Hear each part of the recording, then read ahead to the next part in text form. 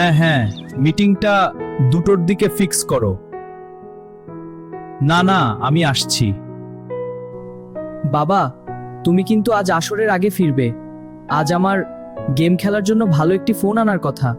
তুমি গত 2 সপ্তাহ ধরে ঘোরাচ্ছ। ড্রাইভারকে নিয়ে কিনে নিস বাবা, আমার আজ ইফতারের আগে একটা মিটিং আছে। আমার কার্ড লাগবে না।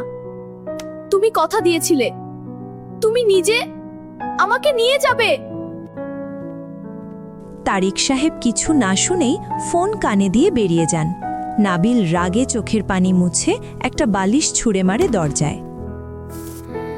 অন্যদিকে সাথী এক গরিব ঘরের মেয়ে, রোজা রেখে রোদের মধ্যে খালি পায়ে এক গাড়ি থেকে আরেক গাড়ির জানালায় দৌড়াচ্ছে, হাতে কয়েকটা আতরের শিশি আর তসবিহ।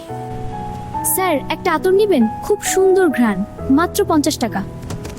লোকেরা সাথীকে গাড়ির গ্লাস খুলে ধমক দিয়ে তাড়িয়ে দেয়। ক্লান্ত সাথী ফুটপাতের একটা গাছের নিচে এসে বসে। সে তার ময়লা ফ্রকের পকেট থেকে কিছু কুচকানো 10-20 টাকার নোট বের করে গোনে। গোনার পর তার শুকিয়ে যাওয়া মুখে এক চিলতে হাসি ফুটে ওঠে। তারিক সাহেব মাত্র বাসায় ফিরেছেন, সোফায় বসে ল্যাপটপ খুলেছেন। নাবিল সিঁড়ি দিয়ে নিচে নামে, তার চোখ বাবার হাতের দিকে। বাবার হাতে কোনো শপিং ব্যাগ নেই। বাবা, তুমি আনোনি? সরি বাবা, আজ ক্লায়েন্ট ছাড়তেই চাইলো না। আমি কাল শিওর এনে দেব। তুমি মিথ্যাবাদী। তোমার কাছে আমার কোনো দাম নেই। তোমার শুধু ওই ল্যাপটপ আর টাকা দরকার। নাবিল, বাবার সাথে এভাবে কথা বলে না। রোজা রেখেছিস, মাথা ঠান্ডা কর। দেখ, তোর জন্য পিৎজা বানিয়েছি। তোমাদের এই টাকা আর খাবার আমি ঘেন্না করি। নাবিল তার মায়ের হাত থেকে রাগের মাথায় পিৎজার বক্স হাতে নিয়ে বাড়ির সদর দরজা খুলে রাস্তায় বেরিয়ে যায়। মা পেছন থেকে ডাকতে থাকেন। নাবিল রাগে রাস্তার পাশে একটা বেঞ্চে এসে ধপ করে বসে, তার হাতে খাবারের বক্স।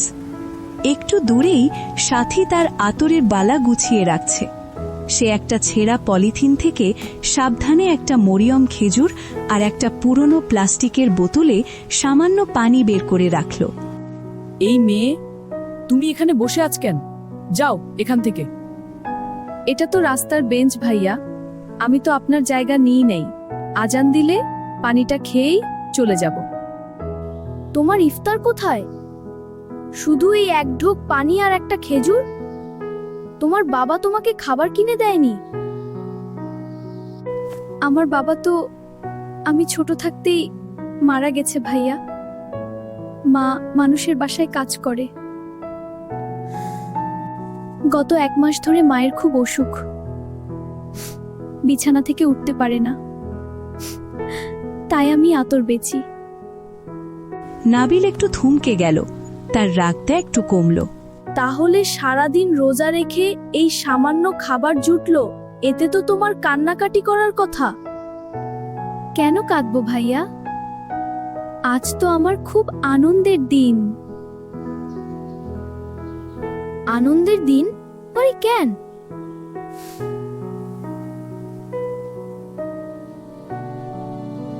আমি রোজ 10-20 টাকা করে জমিয়ে আজ পুরো 300 টাকা জমেছে। কাল এই টাকা দিয়ে আমার মায়ের জন্য ওষুধ আর হালকা কিছু ইফতারের জিনিস কিনবো। গত 1 মাস মা ঠিকমতো কিছু খেতে পারে না। আমি শুধু চাই কাল মা একটু শান্তিতে ইফতার করতে পারুক। জানেন ভাইয়া, মা যখন একটু হাসি মুখে বলবে, আল্লাহ তোকে ভালো রাখুক, ওই কথাটাই আমার সবচেয়ে বড় প্রাপ্তি। ওই হাসি মুখটা ভাবলেই আমার পেট ভরে যায়। যে ছেলেটার সামনে ইফতারে রোজ রাজকীয় খাবার, সে আজ একটা ফোন না পেয়ে রাগ করছে। আর এই মেয়েটা খালি খেজুর পানি নিয়েও মায়ের ইফতারের কথা ভেবে আনন্দে ভরে যাচ্ছে। সাথী বিসমিল্লাহ বলে খেজুর ভাঙতে যায়।